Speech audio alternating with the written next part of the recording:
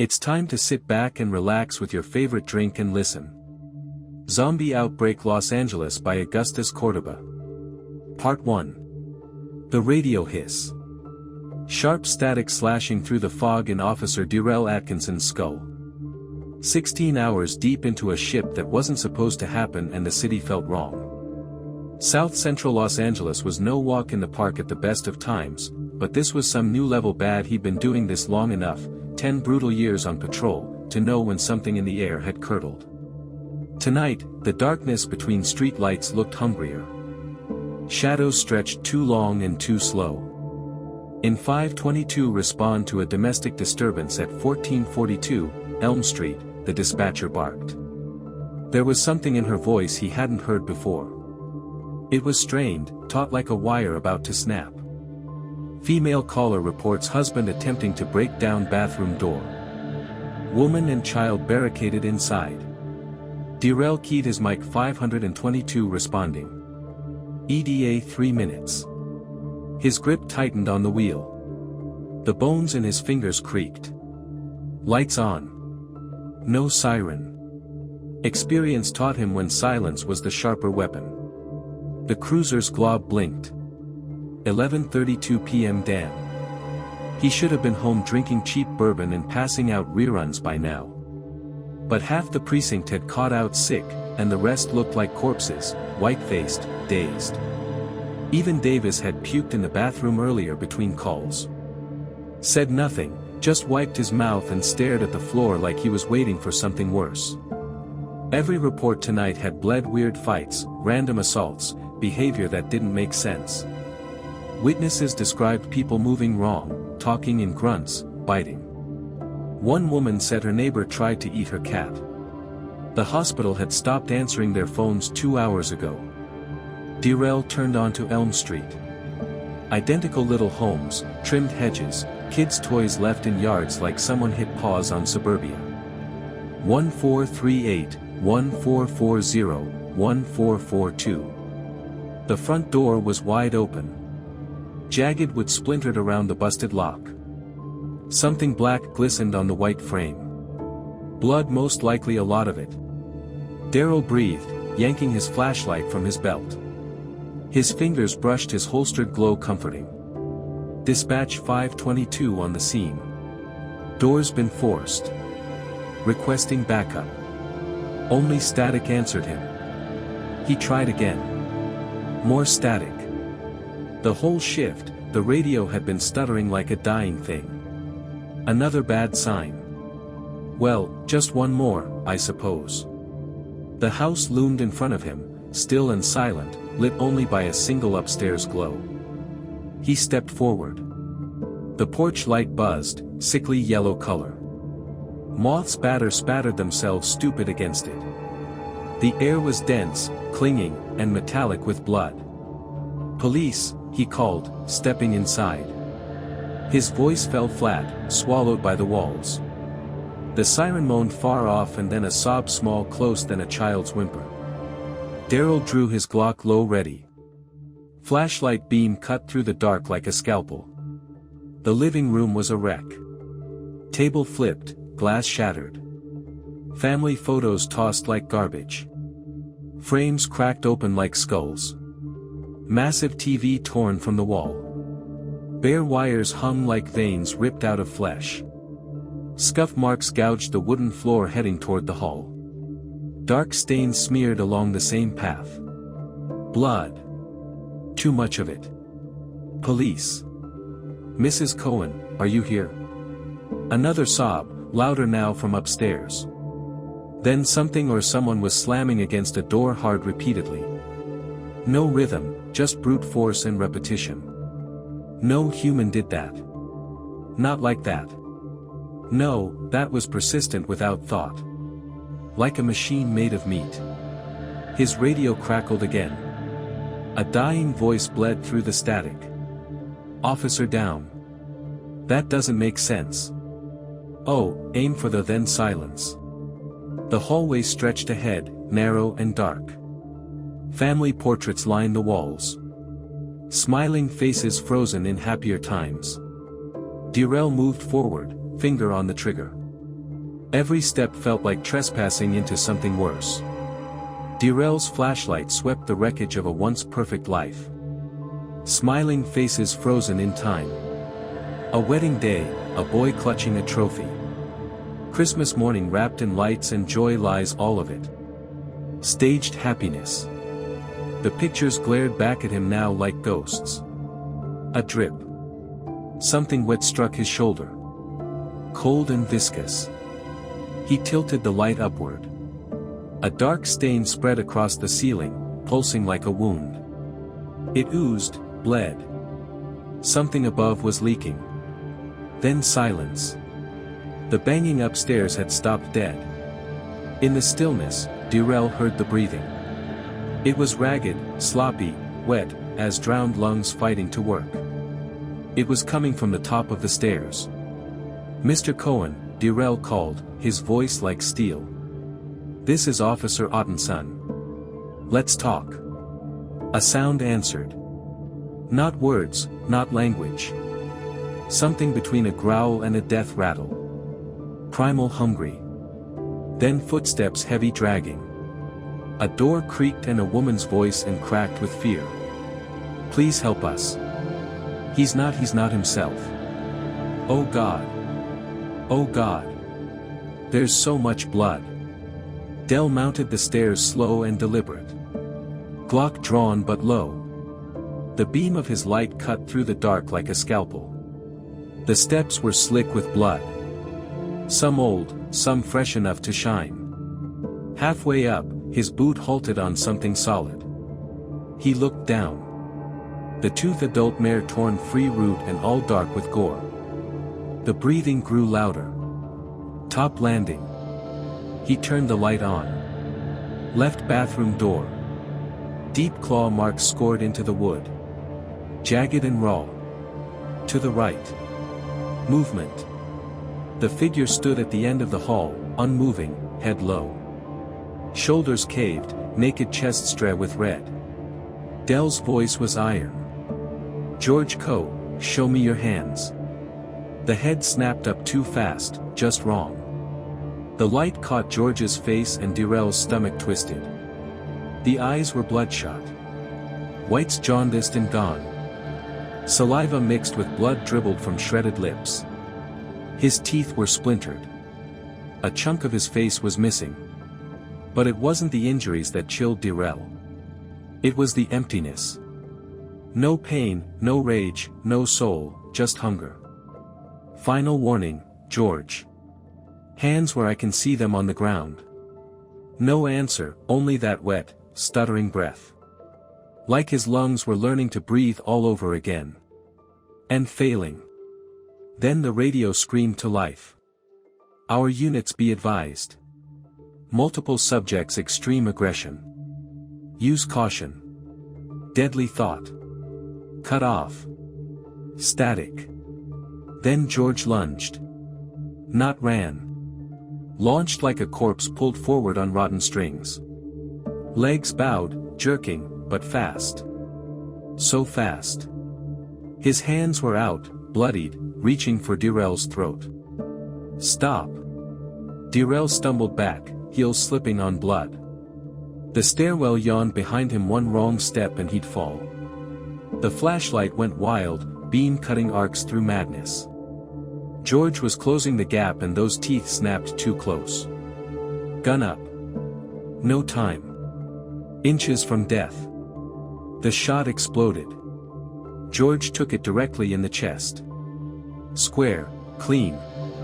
Blood sprayed backward, but George didn't stop. Didn't even flinch. Another round punched into him. George staggered but didn't fall. Hands like claws tore at Darrell's vest. His eyes were so close now, void of humanity, his skin pale and gray. And on George's shoulder, bite, angry, swollen, inhuman. "Look, don't make me it." George lunged again and Darrell fired. They hit the ground hard. Darrell's skull cracked against the wall and his flashlight spun out of reach, throwing jagged, twitching shadows across the hallway. George collapsed on top of him now, all bones snapping weight like something broken and teeth gnashing inches from Darrell's throat. His breath, geez, it rare like something long dead left out in the sun. Darrell jammed his forearm under George's jaw, muscles burning as he shoved him up, trying to hold that snapping emo back. George's teeth clacked like castanets, flesh trailing from beneath them, raw and wet. God damn it. Get thee off me. Dell drove his knee into George's gut. Once, twice, no reaction. Nothing human left behind those eyes. And jaws just kept clawing, kept biting, some sick instinct driving him forward, immune to pain, immune to reason. The bathroom door behind them rattled violently. A woman's scream cut through the chaos. George, stop. Please, baby, stop.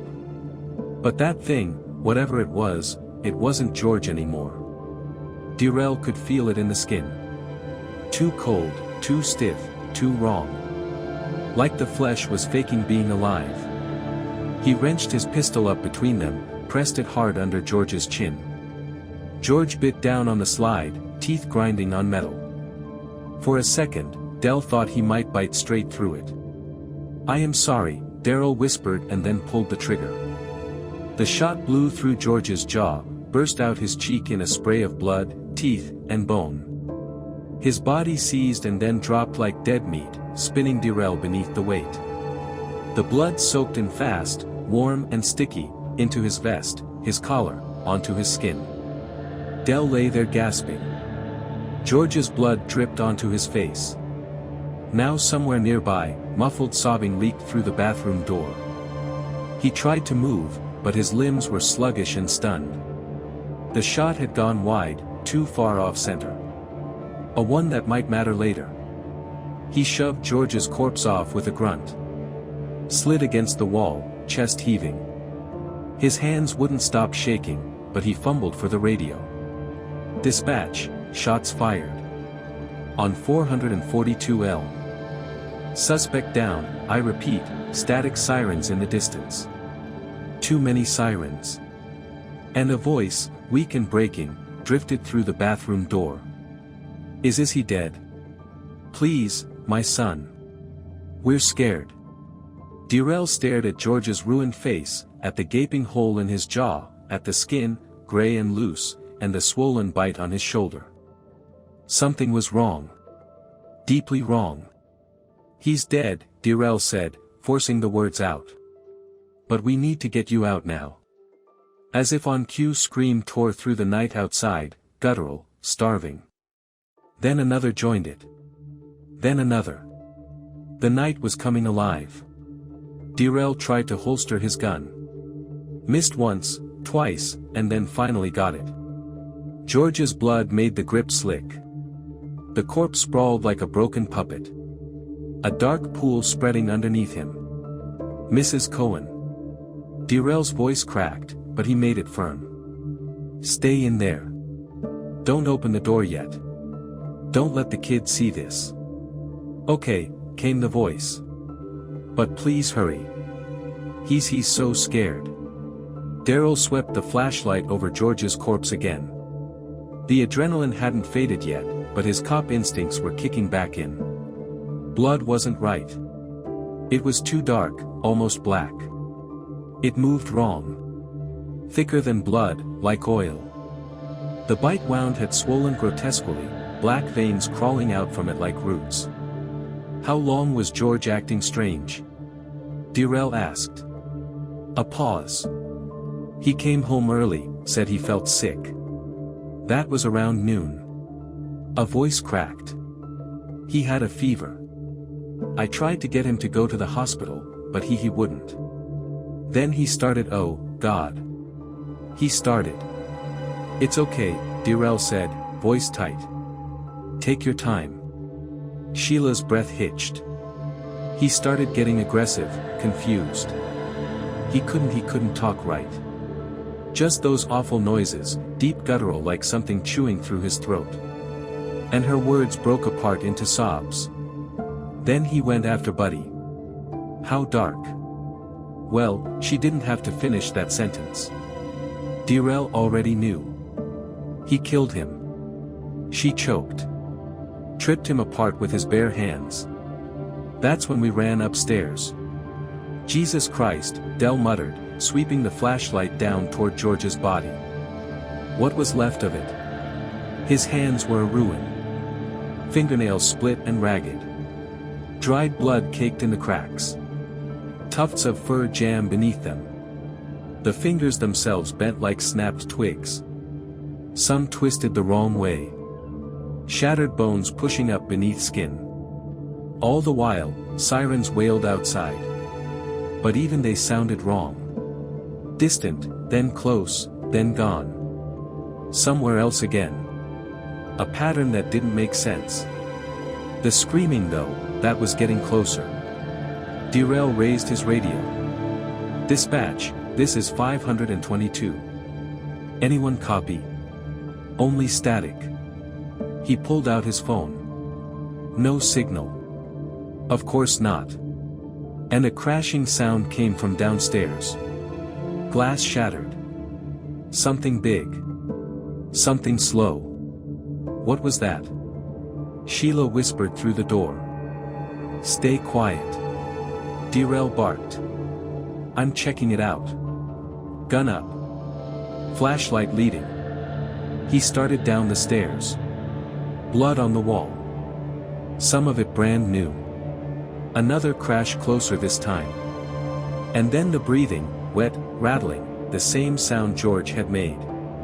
But now there were more of them. Multiple sources all around. This. Dell hissed. We're leaving. He spun toward the bathroom, then froze. George's body was gone. The blood stain remained, but the corpse had vanished. Part 2. No, that was impossible. Darrell had shot him. Shot him in the head. Dead was dead. Movement. He turned. The flashlight beam caught him. George standing at the end of the hall. Lurching upright, his body moving like it didn't remember how. The jaw still hung shattered and crooked. A hole in his cheek leaked blood in slow pulses. Yet he stood breathing and turning. Jesus, Darrell breathed. George's head snapped toward the sound. His face, what remained of it, twisted, not in pain, not in confusion, but hunger. Animal unnatural. His mouth gaped open wider than it should. His jaw stretched, cracked, unhinged. A low, sticky growl crawled up in his throat. Dell raised the gun again. Stay down, George.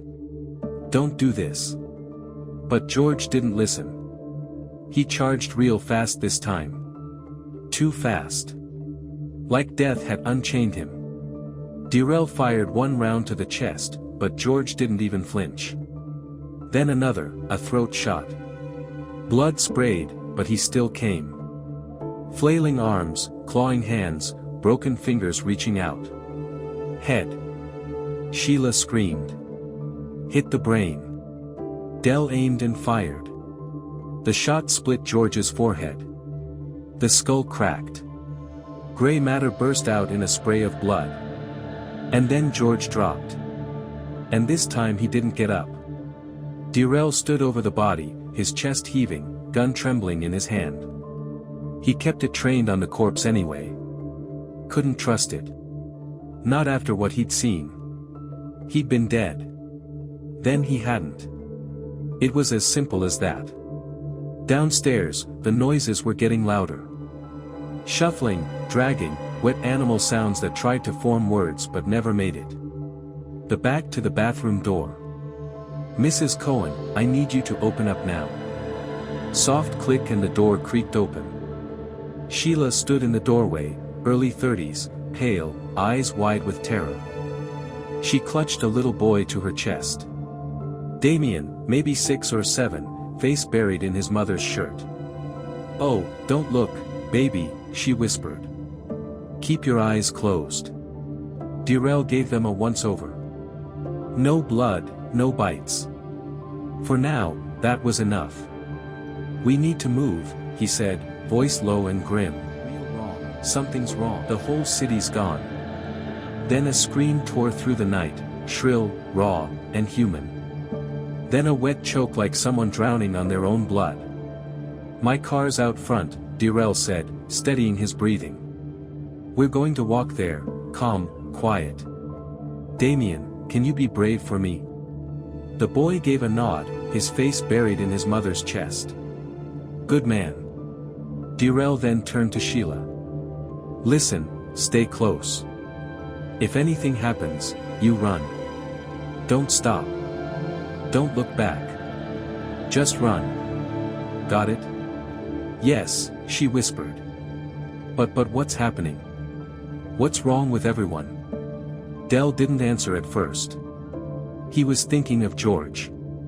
George with half his skull gone still coming to him. The teeth, the black blood, the raw power behind those broken fingers.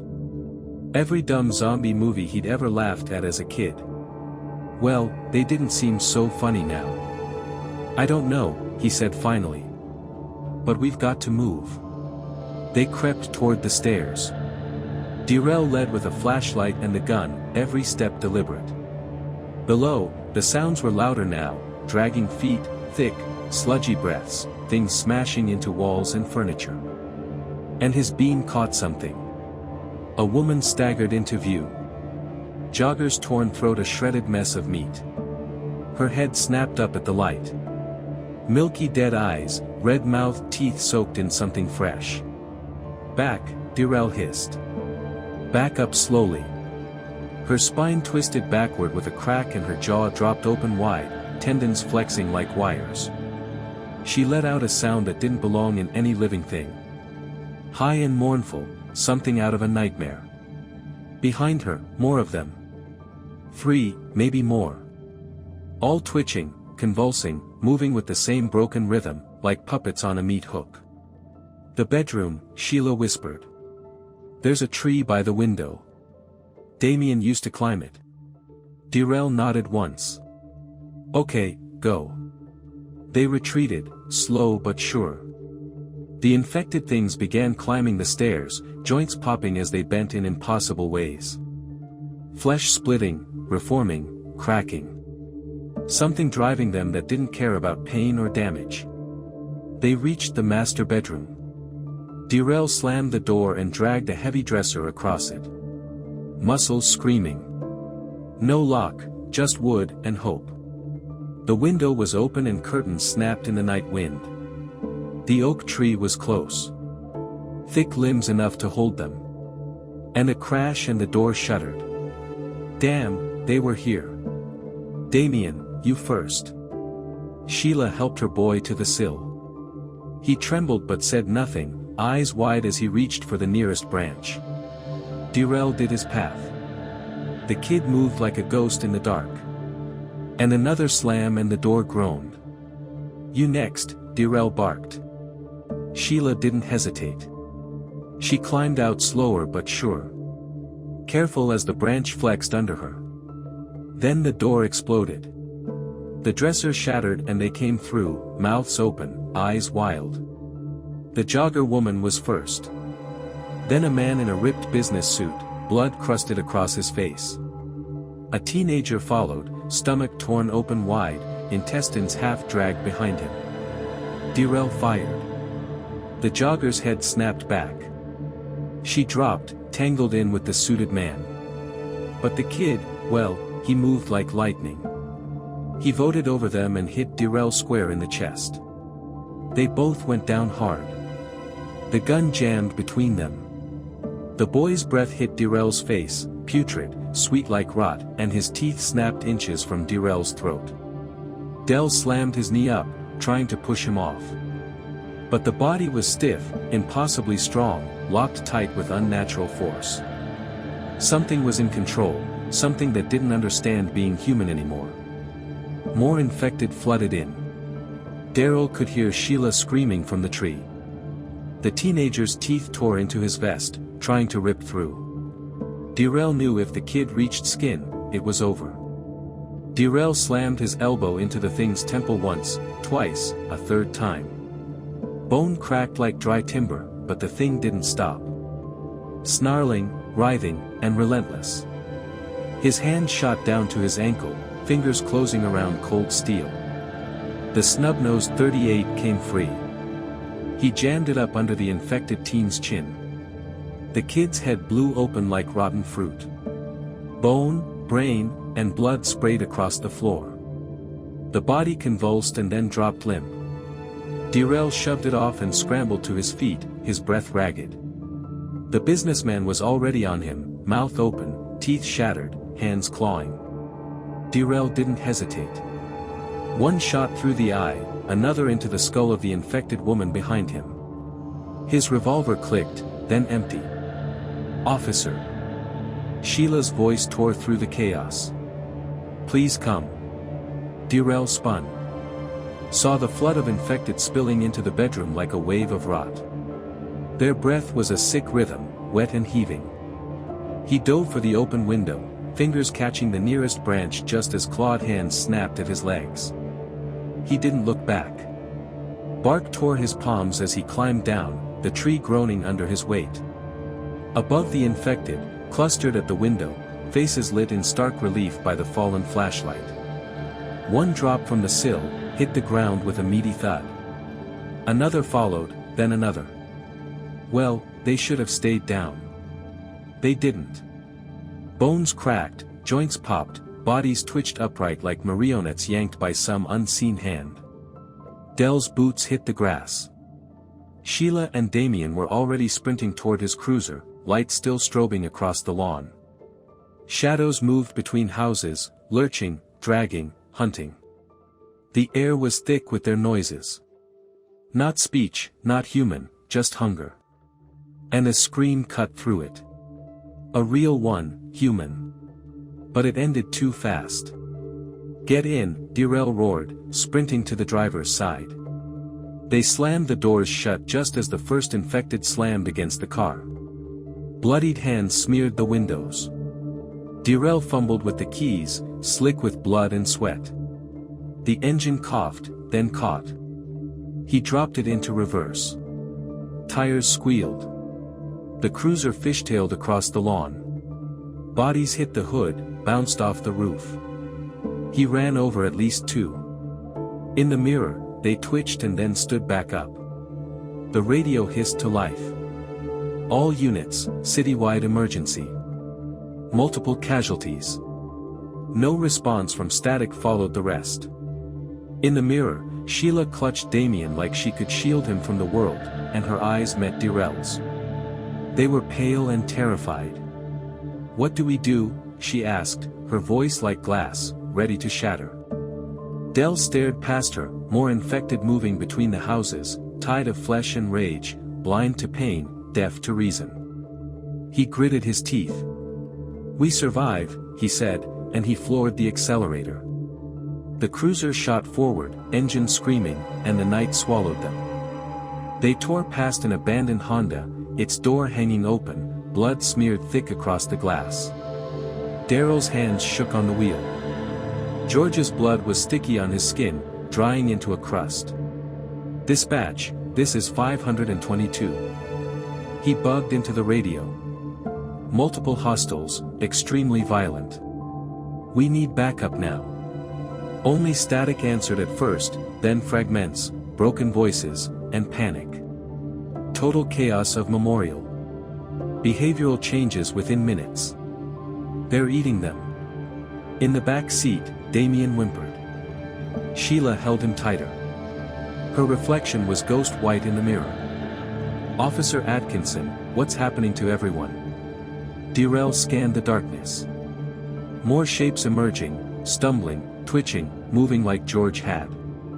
Mechanical voice cut through the radio, then warped and half garbled. "This is not a test. The Office of Emergency Management has issued a city of savage violence have erupted across the whole area. Citizens are ordered to shelter in place. Do not approach. Do not engage. Repeat, this is not a test." "Infected," Darrell muttered. The word tasted off, like something out of a bad horror flick, but he'd seen it up close. The bites, the change, the unnatural power, the way they kept coming unless you took out the brain. Then a flicker of movement caught his eye.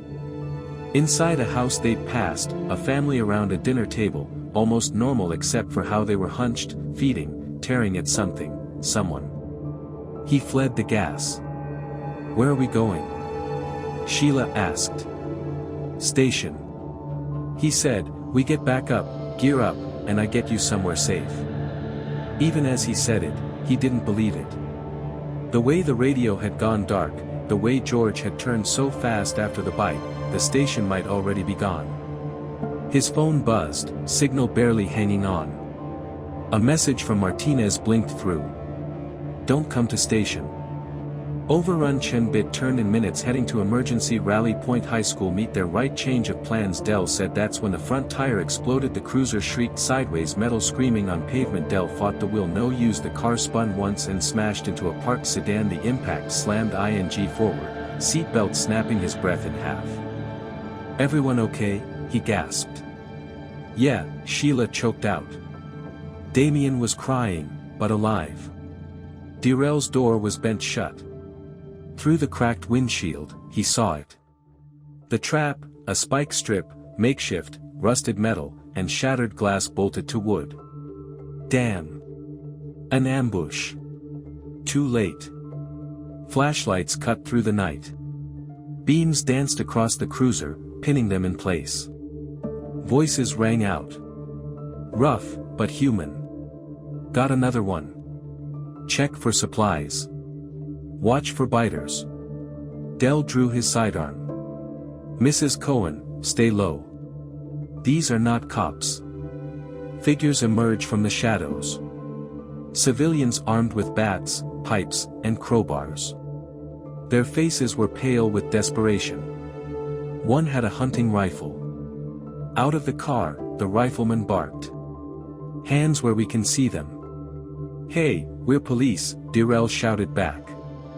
"I've got civilians with me. Don't care." Outside now, Darrell glanced back.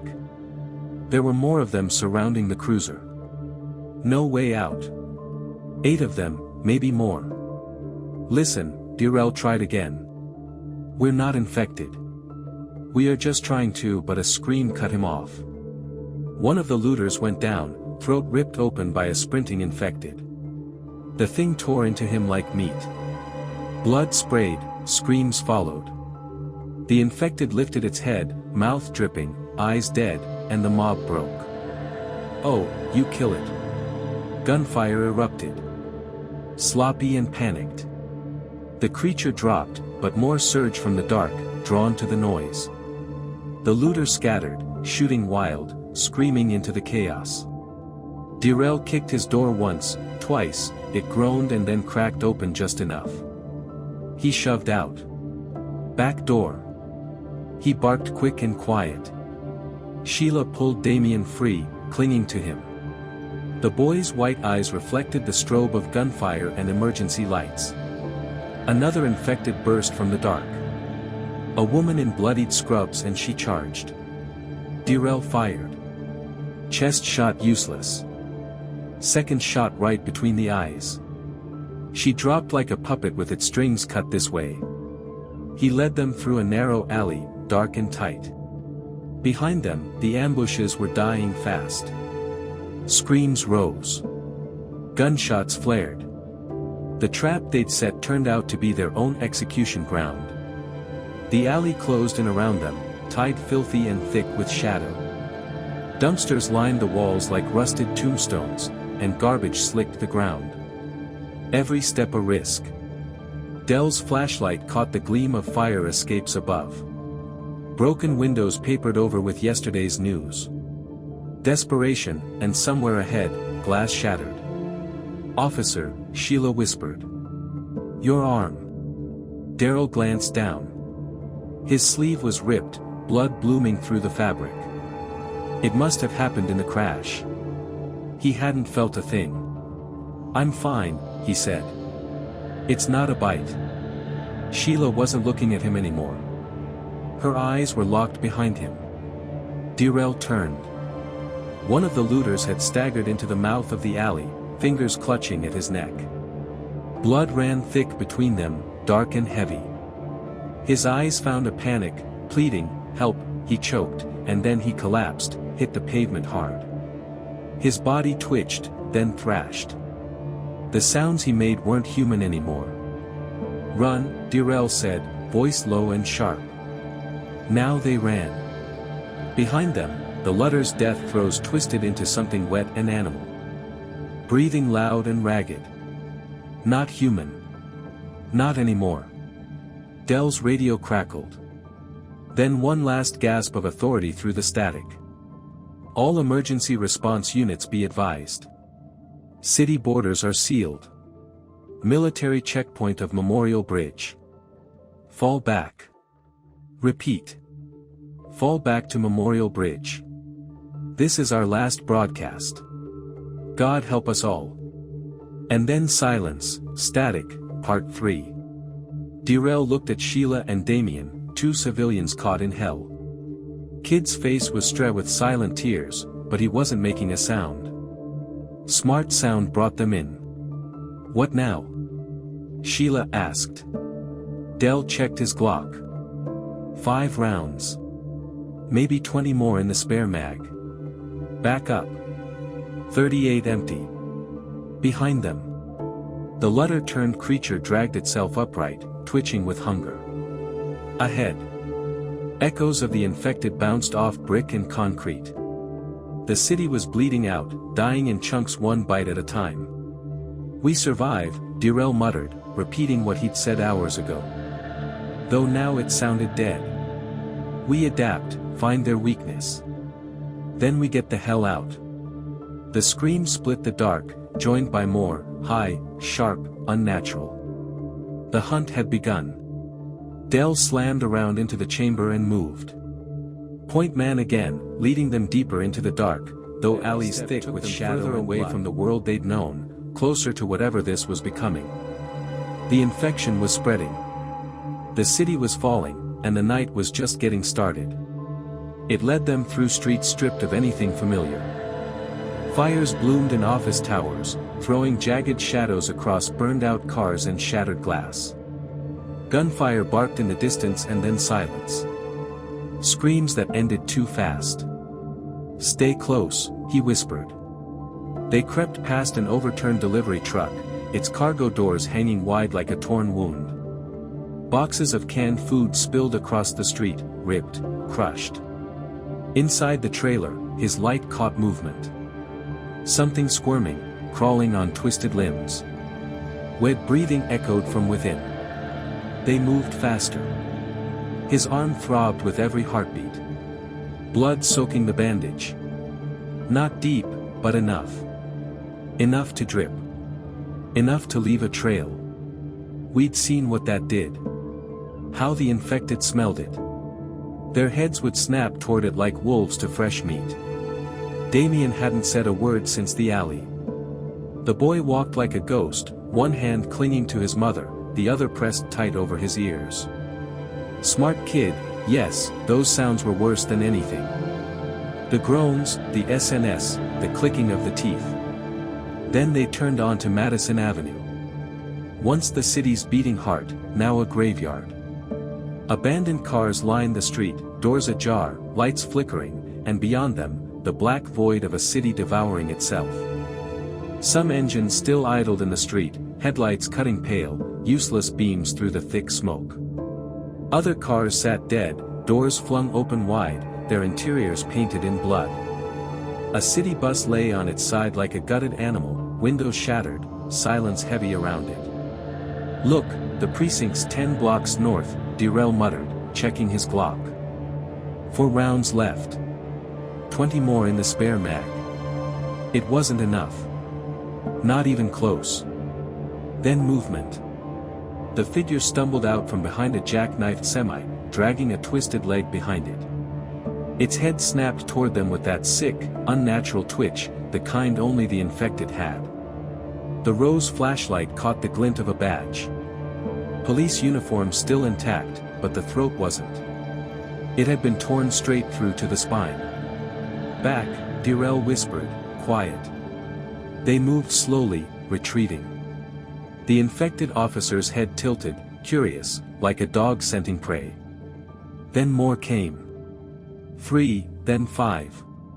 Shambling from behind the wreck, moving in eerie, perfect sync. Broken marionettes on invisible strings. Other way, Dirrell said, cut through a engine roared to life and headlights exploded across the street. Dirrell turned blinded. A black SUV screamed toward them, swerving between burnt-out cars. Get down, he barked, dragging Sheila and Damien behind a delivery van. The SUV plowed into the infected. Bodies flew white smacks against asphalt. It fished out, but didn't stop, tires shrieking as it surged northwards. The things had hit. They got back up. Bones snapped back into place. Heads jerked toward the retreating vehicle. They followed the sound. Every single one of them drawn like hounds on a scent. Hey, they follow sound. Damien whispered his first words in more than an hour. Daryl nodded. That's right, buddy. We can use that. They moved south, hugging the walls, buried in shadows. Every few blocks they had to reroute. Streets blocked by wreckage, collapsed buildings or swarms of the infected. The city's grid had gone, replaced by chaos and ruin. And an explosion lit the eastern sky. A chemical plant maybe or a gas man. Whatever it was, the blast wave shook the entire street. Car alarms screamed to life. Hundreds of them. A chorus of electronic shrieks that drew monsters from every direction. We need to get off the street, Dirrell said. But before he could move, a body had slammed onto the hood of the car beside them. The infected man rolled off fast. His face was shredded, jaw dangling by strips of muscle. But his eyes, those stayed sharp, locked on. More poured from a shattered storefront behind him, glass crunching under their feet. Run! Dirrell barked. They sprinted north. Footsteps echoed. So many infected surged from alleys and doorways, drawn to the sound. Each new arrival triggered the next until the street behind them boiled with motion. Tide of rot and teeth. The horde was on its way. Up ahead, Dirrell spotted a pharmacy security gate halfway down. This was a chance. Right there, he pointed. Damien dove under first, small enough to roll through. Sheila followed, crawling on her stomach, elbow scraping. Dirrell turned, raised the Glock, and fired. 2 shots, both clean hits. One infected dropped, and another tripped over the body, tangling the horde up for a moment. He dove under the gate, too. Fingers scraped his boots as he pulled through. The metal clanged behind him, then shook under the weight of impact. They're pushing through, Sheila shouted. Help me. Dirrell grabbed a display rack and rammed it against the gate. Sheila was already moving, dragging more shelves over. A vending machine toppled next, smashing to the floor. The gate bent inward under the force of the infected. Their faces were pressed through the bars, their teeth gnashing, eyes burning with fevered hunger. Back at the store, Dirrell barked, check for other exits. Then they froze. A new sound had joined the chaos. Low, guttural, coming from inside. The sharp, brutal crack of a high-powered rifle split the chaos. Then again and again. The rhythm was methodical, deliberate. Through the twisted bars of their barricade, Dirrell saw bodies dropping one after another, infected skulls bursting like fruit under the precision of perfect headshot. Sniper, he muttered. Someone's still breathing up there. Then came a new sound. Rotors chopping the air like blades. The helicopter surged into view above the crumbling skyline. It searched like sweeping the ruin-strewn street below. The beam lit up the horde in all its diseased glory. Skin slowing off bone. Eyes milky and hungry. A voice boomed from the chopper speakers, flat and unmerciful. Attention survivors, the city is lost. Military extraction points have been established at Memorial Bridge in Central Station. This is your final warning. Sanitization begins at dawn. Sanitized? Sheila's voice cracked. Darrell didn't blink. They're going to burn it. Cleanse it with fire. The chopper bank left, veering out of sight, but not before its light swept across a rooftop. A lone figure crouched at the ledge, rifle braced tight to shoulder. It was a sniper still watching, still protecting. Below, more infected swarmed the streets, pulled in by the bird's thunder. The sniper didn't stop. His rifle spat death over and over. Each shot painting the concrete red. Well, we can't get to the precinct, Darrell growled. Bridge or station? Well, which one's closer? Then a scream tore through the air. Close this time, and glass shattered at the rear of the pharmacy. We've got company, Darrell said, gun up. Lording Doc, Sheila clutched Damien to her chest. What do we do? Dell checked his Glock again. 2 rounds now. 20 more in the spare. Definitely not enough. Not even close. Outside, the sniper's rhythm never still buying them precious seconds. Oh, we're not dying here, Darrell said coldly. They're fast but dumb, drawn by noise, by blood. Can't solve problems, and headshots drop him. Glass exploded in the back again, and wet, ragged breathing echoed down the aisles of ruined shelves. There's a service ladder in the alley. If we make the roof, we might reach the sniper. The bridge is 15 blocks. We move fast, we may live. The first infected appeared then. A former security guard, uniform hanging in ribbons, holster empty, eyes dead. His head twisted toward them, jaws gnashing mindlessly. Right, ready? Darrell asked. Sheila nodded, clutching Damien. The boy's cheeks were strewn with dirt and tears, but his eyes burned with something close to courage. The infected charged. Darrell fired one shot, clean hit to the temple. The body dropped mid-sprint. Then came the others, more shadows sliding between shells, moaning and shrieking. Right, go. They burst through the back, the pharmacy collapsing behind them in screams and glass. The loading dock fell and the infected swarmed unstoppable. But outside, the rifle fire still barked, clean, relentless, a lullaby of violence in a dying city. Behind them, everything burned, and the dead roared like a sickness with legs. Somewhere in the east, the fire hadn't come yet. Maybe salvation was there. If they reached it, if they lived. The night wasn't done with them yet. Part 4. They ran until the fire station loomed ahead. Black brick and silence beneath a blood-red sky. Darrell pressed to the corner of the delivery shop, scanned the road, then waved the others forward. They hadn't heard the sniper in 3 blocks. Not since the pharmacy fell. The silence felt like death. He led them toward the side of the station, toward a plain steel door tucked beside shattered entrances. His flashlight beam pierced the small window. No movement, just blackness beyond. Good sign, he muttered. But even as he said it, the wind had shifted and brought the stench of rot. Then the handle turned too easily. Wait, Darrell hissed. There was blood, fresh. The stench of iron hit him hard. Yeah, stay behind me. He pushed the door open with the barrel of his gun. Light swept forward, catching a hallway lined with busted gear lockers. Tactical vests torn open, helmets cracked, blood smeared in erratic patterns. A single boot print, heavy and wet, trailed away into the shadows. They moved slow, every step a test of nerve. The place was too quiet, too wrong. The silence felt thick, like the building was holding its breath. Even their own exhale sounded like betrayal. The break room yawned open to their right. Darrell's beam cut through overturned chairs and a table crusted with something black. The sandwich sat abandoned on a paper plate, turned green with mold.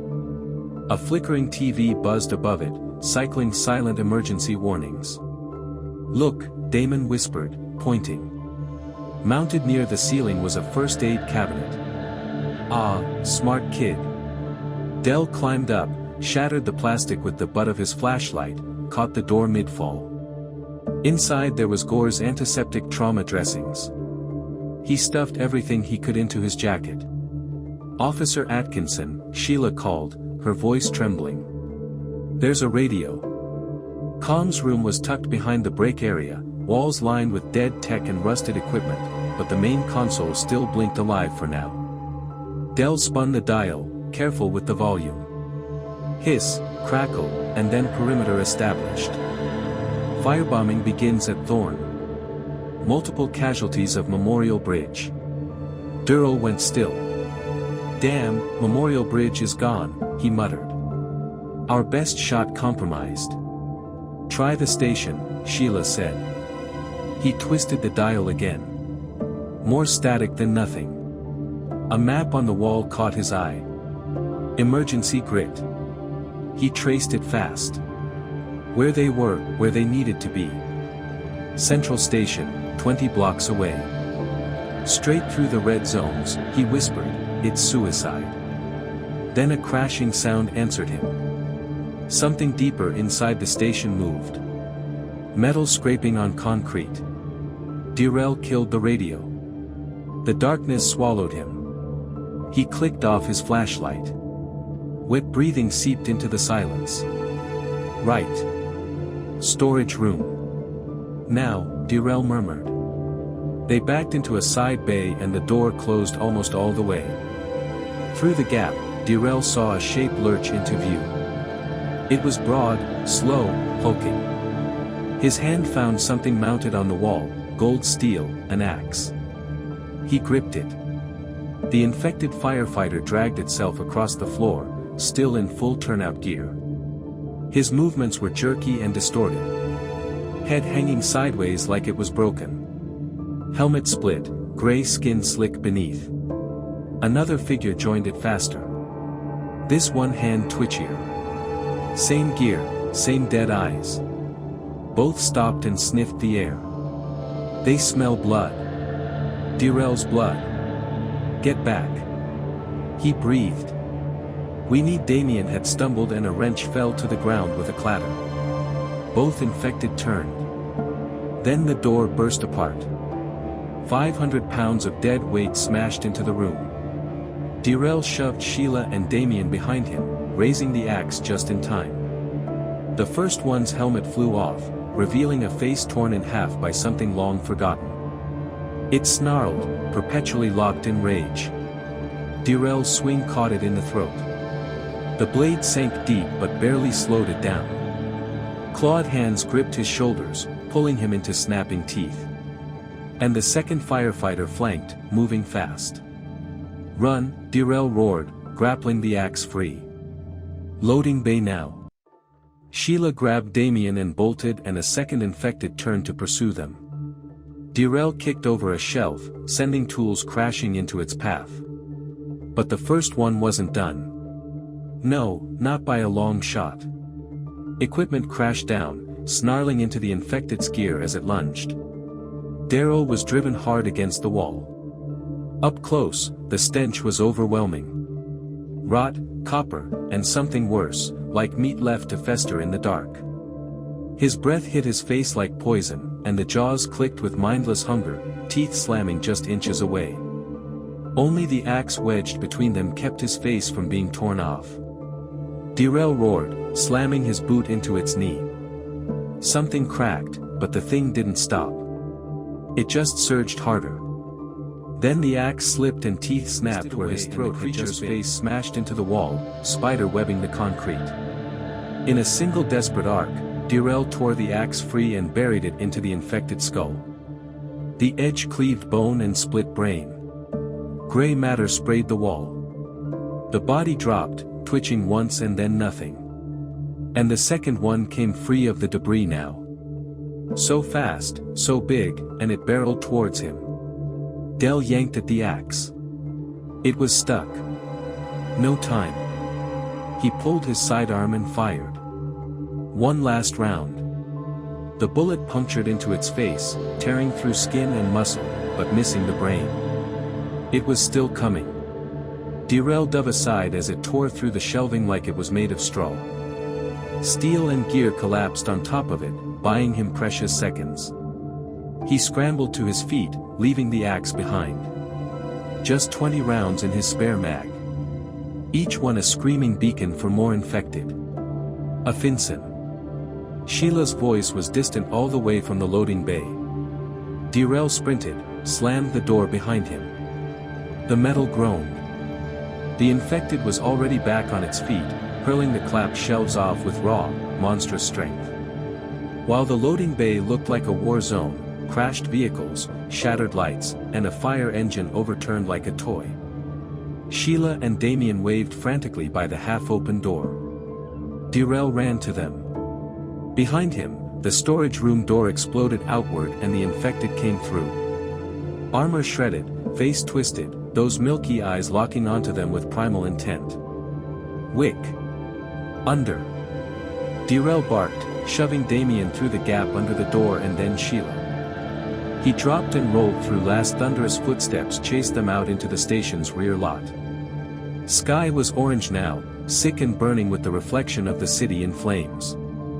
There, Sheila pointed, an emergency vehicle still intact, keys dangling from the ignition. They bolted, the truck's fire door flung open, and they piled in. Darrell twisted the key, and the engine growled to life. But too late. The infected was on them, slamming against the truck, crawling onto the hood. Dell shifted into reverse and slammed the bumper into the creature.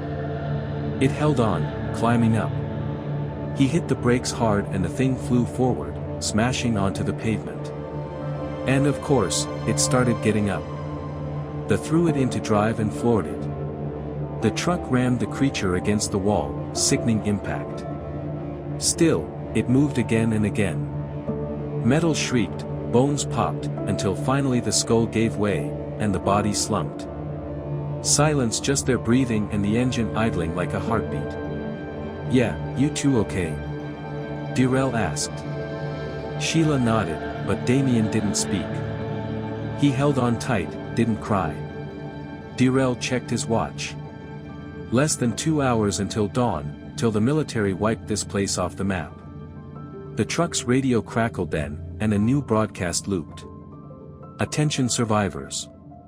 Memorial Bridge extraction is lost. Repeat, Memorial Bridge has fallen. All remaining civilians divert to Central Station. Military transports depart on the hour. This is your last warning. The city burns at dawn." Darrell stared at the map on the dashboard. Damn. Central Station was still 20 blocks through hell, but they had wheels and a weapon and a way out. "We're not dying here," he said, and this time he felt like he meant it. He slammed the spare mag into the Glock, 20 rounds. The axe rested on the seat beside him, scrubbed clean, the edge glinting under the cab lights. In the back, they'd found a stash of bandages, flares, and a couple of dusty MREs. The burning city sprawled before them like a shattered graveyard. Smoke and rot, ash and screams. But for the first time since this nightmare had begun, Darrell felt a flicker of something close to hope. "Ready?" he asked. Sheila gave him a hard nod. Even Damien, trembling in the back seat, managed a weak one. Darrell dropped the truck into gear. Somewhere ahead, past alleys choked with corpses and streets ruled by monsters. Salvation might just be waiting. They had to bleed their way to it, though. The emergency truck growled through the dark like a beast set loose. Every intersection was a snarl of dead vehicles and twisted metal. The bull bars shoved the worst aside, but they were reduced to a crawl. Too slow. Dawn was closing in. "Please," a voice cut through the black, roaring close. "Help us." Dell's hands tightened on the wheel. He'd driven past dozens already. Faces in windows, shadows screaming for mercy. Well, they could not save everyone. "Stop. And you risked it all." But this voice, it wasn't fading into the background. No, it dug in. The figure stumbled into the headlights. Young, bloody, limping, early 20s, maybe. Torn clothes, eyes wide with desperate hope. He waved both arms like a drowning man. "Officer?"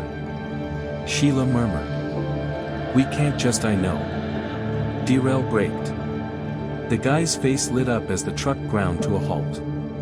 Darrell grabbed the axe just in case. "Right. Stay in the truck. Keep it running. If it gets bad, go." He stepped out. The young man stopped 10 foot out, hands raised high.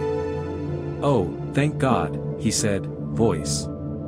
I thought I was the only one left." "You're hurt."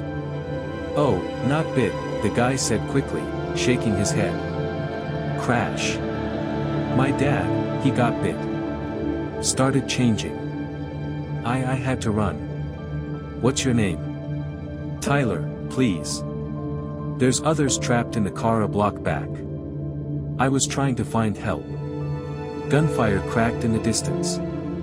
Screams curled between buildings. "Show me," Dell said. "Quick, quiet." They moved fast down a ruined side street. A sedan lay upside down. Its roof flattened like a crushed tin can.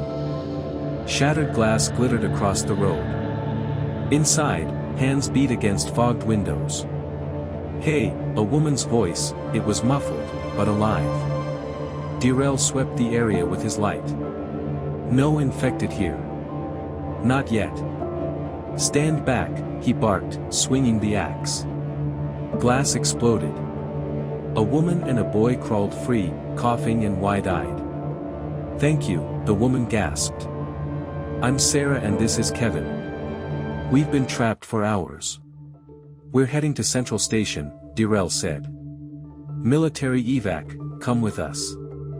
There's a loud metallic crash, loud and close, that cut him off.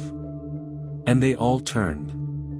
Something moved fast from behind a dumpster, low to the ground, limbs spidered wide, mouth hanging loose, swinging like a shattered hinge, and it screeched. Dell raised the axe, but it was too fast.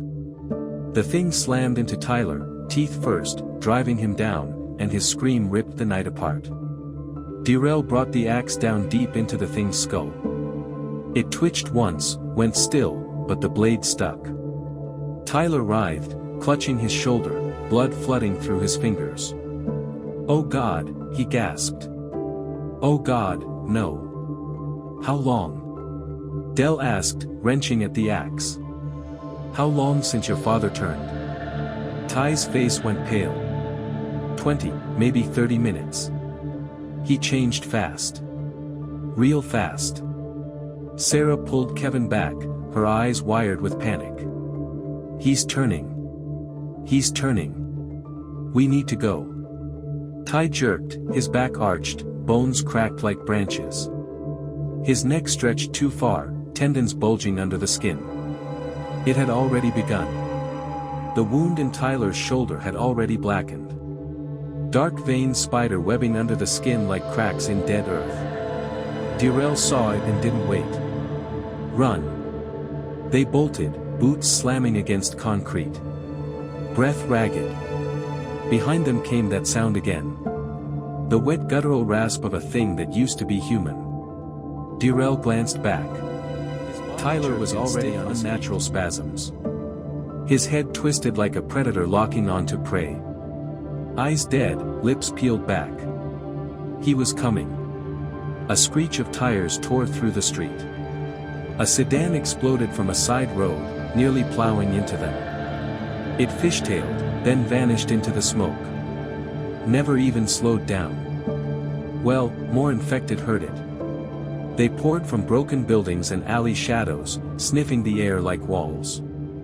Some turned toward the fleeing car, but others caught the scent of living blood. Darrell's blood. There, Darrell pointed at a boarded-up convenience store. The windows were sealed with plywood and the door chained shut. No time for finesse. Darrell raised his Glock and fired. The chain snapped, clattering to the ground. Right in now. They shoved through the door and Darrell slammed it shut behind them, looping the chain from inside just in time. Thuds hit the door, bodies heavy, angry, and hungry. "Here, help me," Darrell barked. Sarah and Kevin helped drag metal shelves across the entrance. Each impact made the wall tremble. Plywood held, but wouldn't forever. Elle swept his flashlight across the interior. Empty shelves, ransacked coolers, trash, and glass. Few supplies might still be in the back, maybe.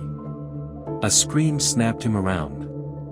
The ceiling's tiles had split and an infected dropped straight onto Sarah, teeth gnashing, claws raking. She fought back, blood on her hands, her eyes wild. Darrell's shot cracked the air, and the creature dropped, twitching. The echo inside the store was thunder. Outside the pounding grew louder. "You good?" he asked.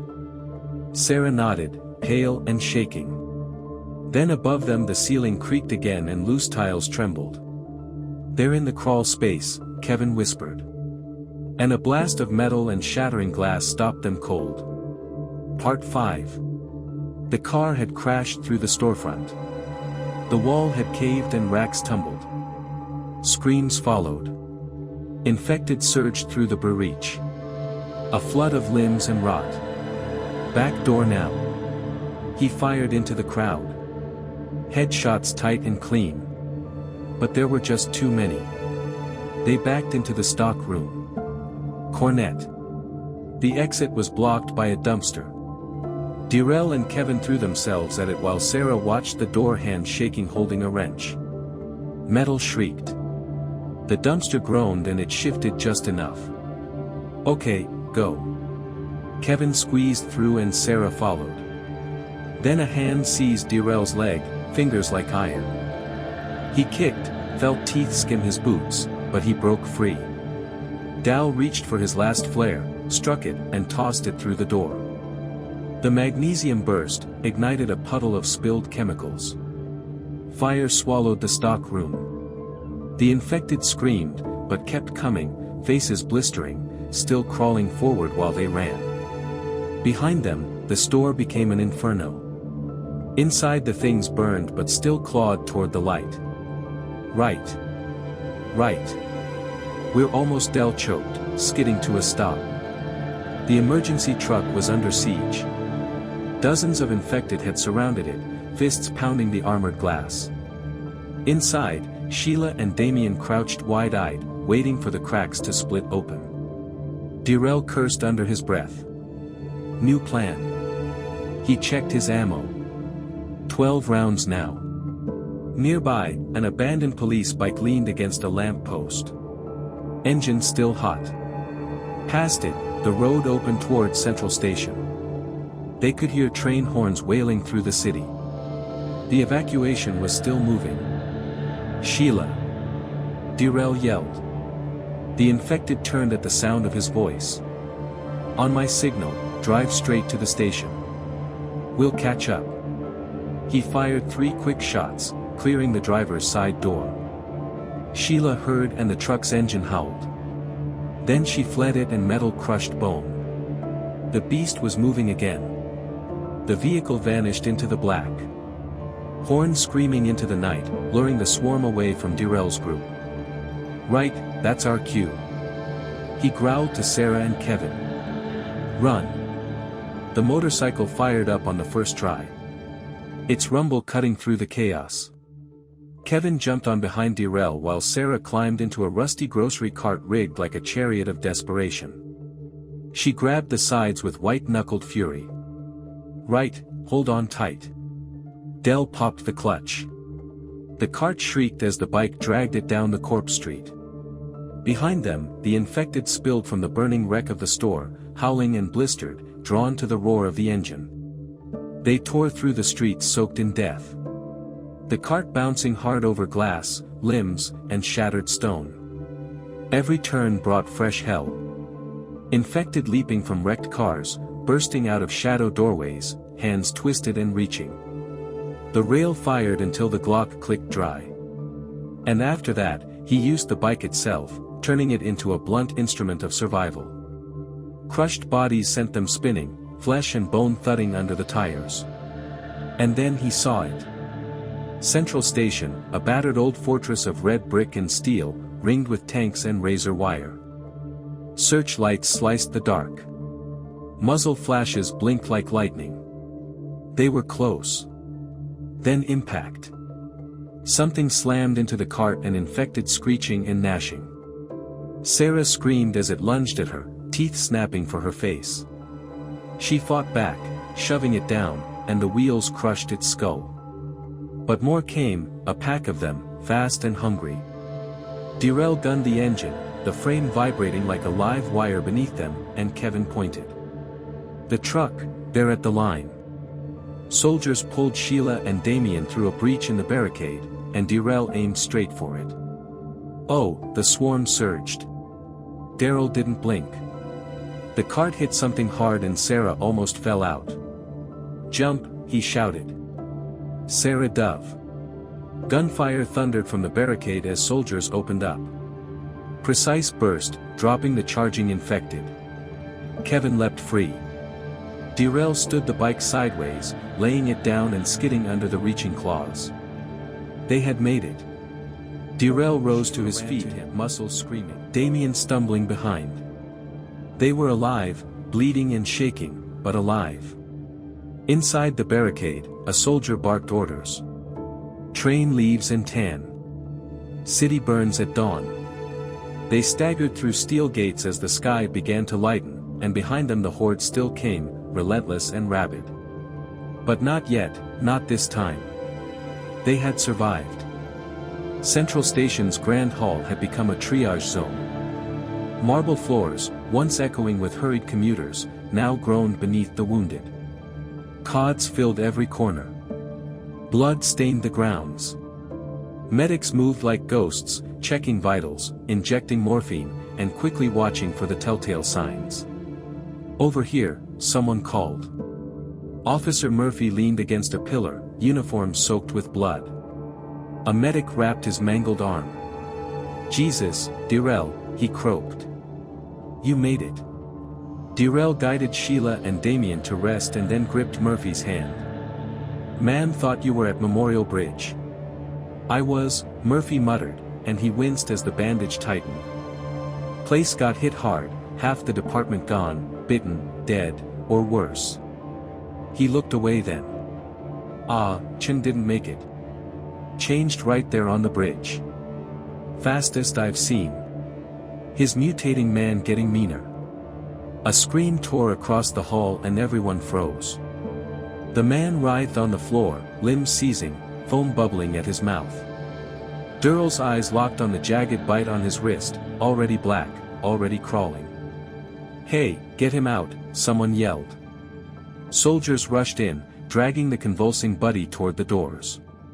His spine then snapped backward and his jaw cracked wide open, impossibly wide. Well, they got him out just in time. Murphy exhaled, his voice low. They're not taking chances anymore. One sign, just one, and you're out. He looked up at Darrell, his eyes haunted. Can't let it spread. Not in here. In the evacuation zone, Darrell stood motionless, eyes scanning the chaos as medics in hazmat suits examined Sarah and Kevin under flickering floodlights. Kevin stared at the floor, jaw tight, mind somewhere deep in the carnage they clawed their way through. Sarah held his hand, whispering words too soft to matter in this place of blood and ash.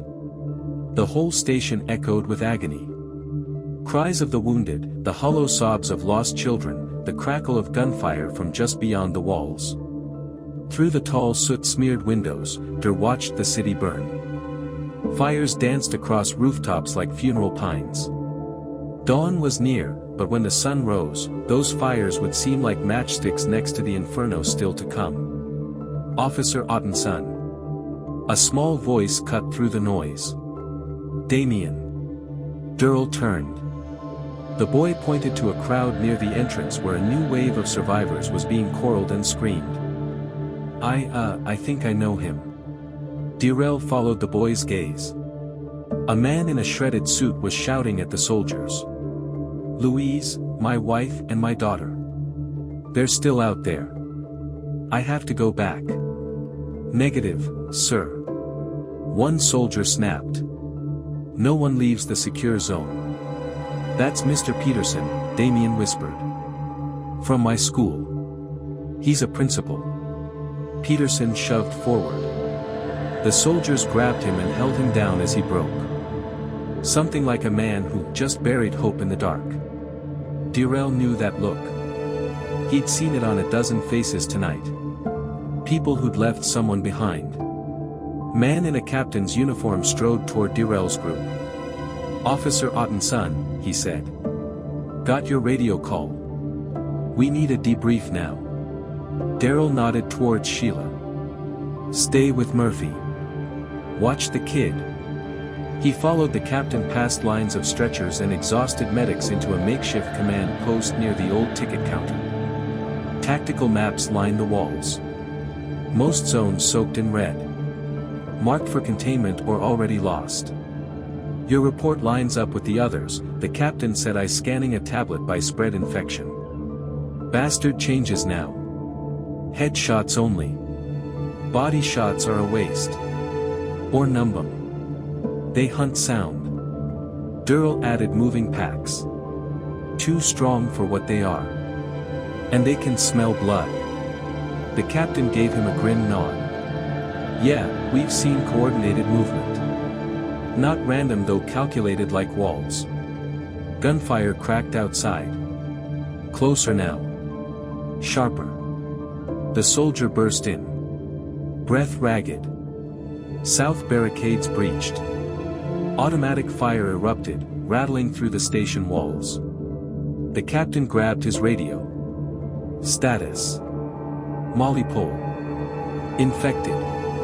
The reply came through a hail of bullets. They're using the dead as cover, climbing over the bodies. Darrell moved to the window. What he saw froze his blood. The infected were crawling over the barricades. Not just pushing, but forming a wall of flesh. Dead limbs and twitching bodies stacked like chairs. Grotesque pyramid of rotten bone clawing toward the station. Ah, they're revolving, the captain whispered. Learning. Then an explosion ripped through the air and the building shuddered.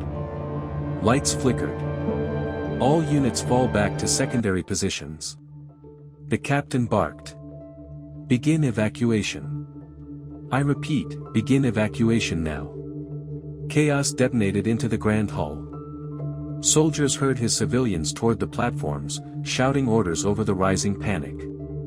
Medics grabbed what supplies they could carry, abandoning triage zones soaked in blood.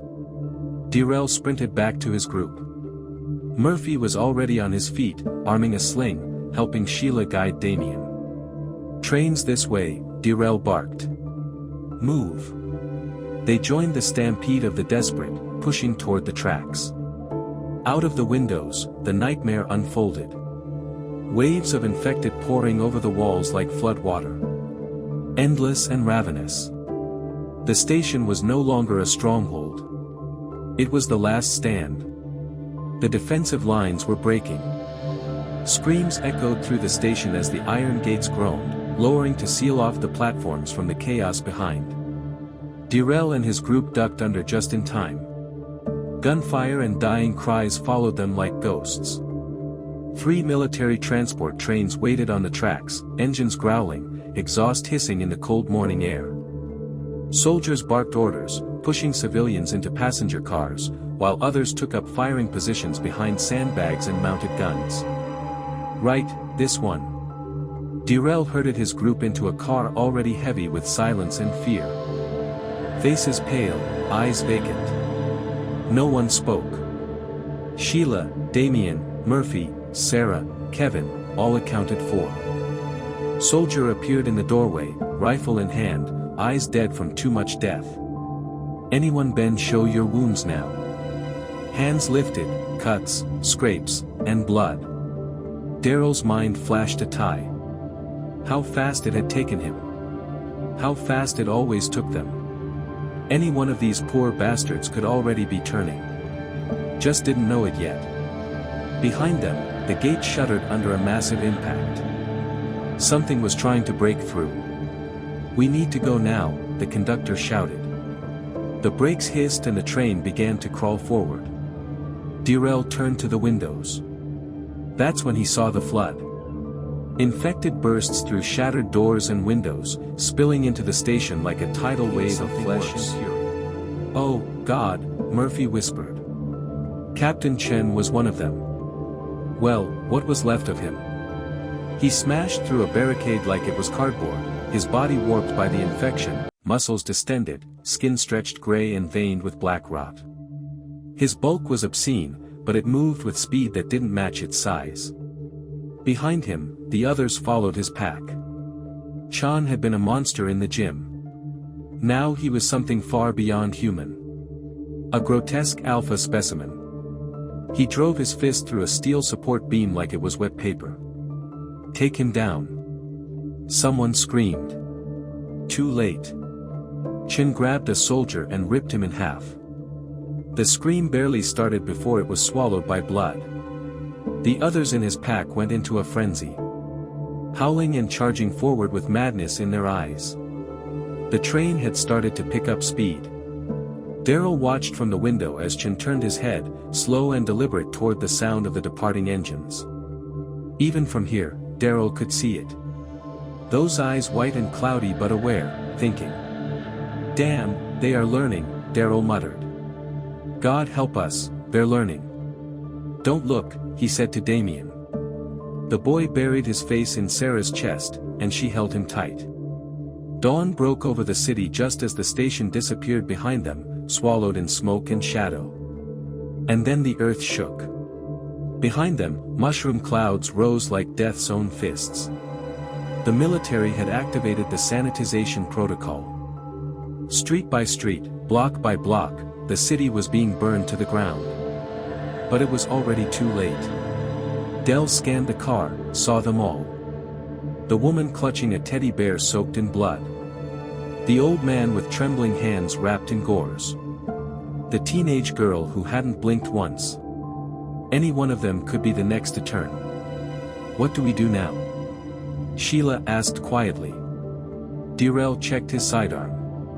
Empty, his axe long gone, but he kept his hand on the holster anyway.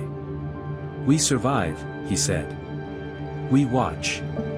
We stay ready." She glanced out of the window. Trains were emerging from other lines. All of them heading north toward the so-called safe zones. But Darrell didn't believe in safe anymore. Not after what he'd seen. Not after what they had become. "Together," he said, "whatever's coming, we all face it together." The train thundered through the smoking ruins of suburbia. The city behind them burned, consumed by fire and ash. The night was over, but the horror had only shifted form. Because somewhere on that train, someone was already infected, already turning. Dell sat back, pulling Sheila and Damien close, eyes locked on the others, tired but watchful. They survived the night.